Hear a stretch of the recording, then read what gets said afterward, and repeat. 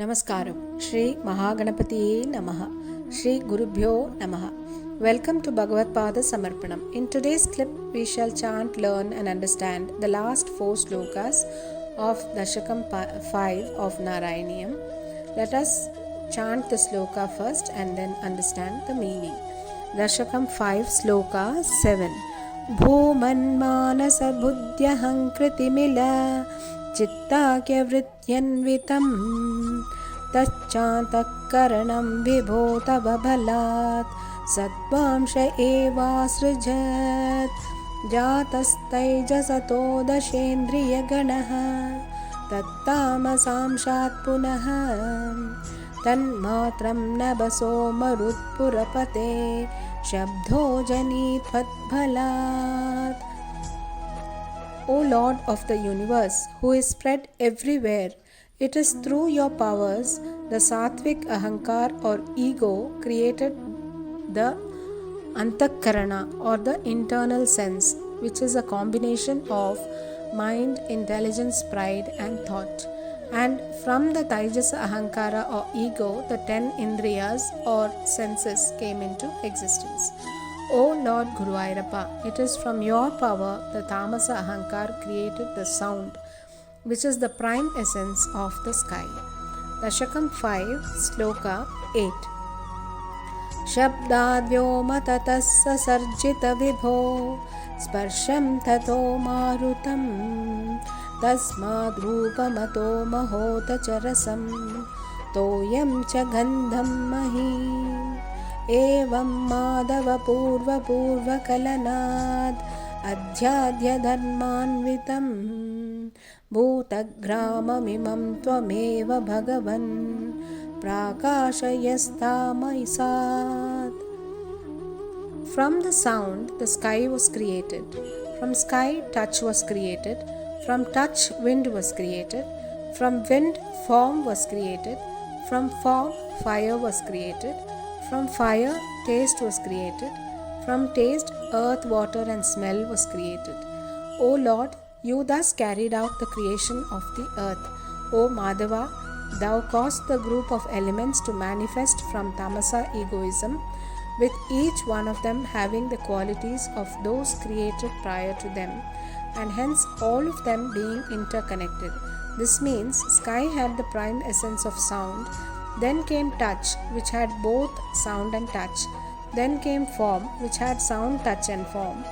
Then came fire, which had sound, touch, form and taste. Then came the earth, which consists of all these sound, touch, form, taste, water and smell.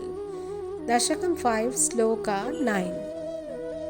Ete bhutaganastatendriyagana devascha jata pritak नोषे कुर्भुवनाण्ड निर्मित विधौ देवैरमीभिस्तदा त्वं नानाविधसूक्तिभिर्नुत गुणः तत्त्वान्यमून्यान्विषम् चेष्टाशक्तिमुदीर्य तानि घटयन् ऐरण्यमण्डं व्यदाः. Although all these groups of elements, senses and their presiding deities came into existence, they did not have the capacity to create the universe by themselves as they stood individually. These deities sang thy praises in various hymns, employing various suktas, and thou entered these fundamentals and, by impelling them to combine with one another, created the golden egg or Hiranyagarbha, which is the universe. Dashakam 5, Sloka 10.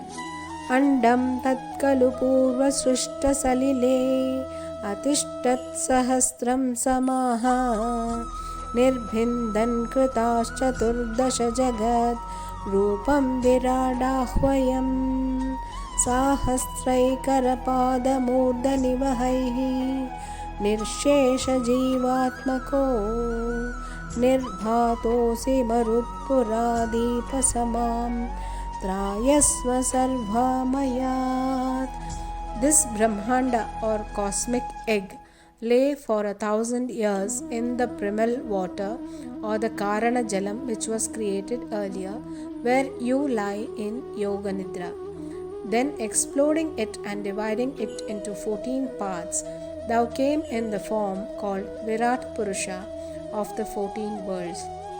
In that form, thou shone as the total form of all individual souls, all the living beings, the entire existence, with thousands of hands, feet, and heads. O Guruvayurappa, may that divine form bless me and relieve me of my disease and pain.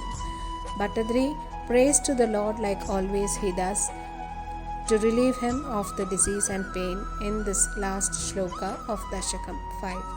We shall now chant the 4 slokas we learnt today, and in our next clip we shall chant all the slokas of Dashakam 5.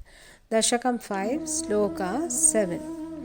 Bhumanmanasa buddhyaham kritimila chittakyavrityanvitam tacchantakaranam vibho tava balat satvamsha evasrijat जातैस्तैजसतो दशेन्द्रियगणः तत्तामसांशात् पुनः तन्मात्रं नभसो मरुत्पुरपते शब्दो जनित्वद्भलात्.